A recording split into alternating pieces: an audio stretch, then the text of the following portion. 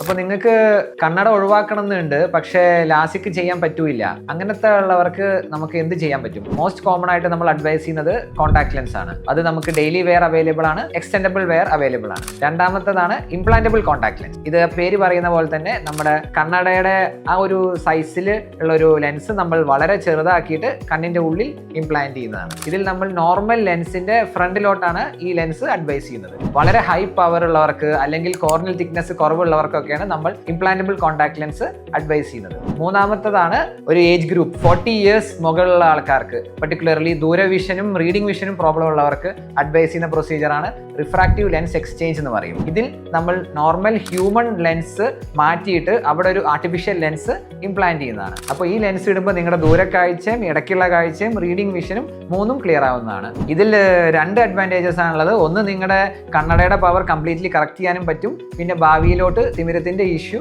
വരുന്നുമില്ല. അപ്പോൾ ഇതിൽ നിങ്ങൾക്ക് സൂട്ടബിൾ ആയിട്ടുള്ള പ്രൊസീജിയർ ഏതാണെന്ന് അറിയണമെങ്കിൽ ഒരു ഐ സ്പെഷ്യലിസ്റ്റിനെ കൺസൾട്ട് ചെയ്യും.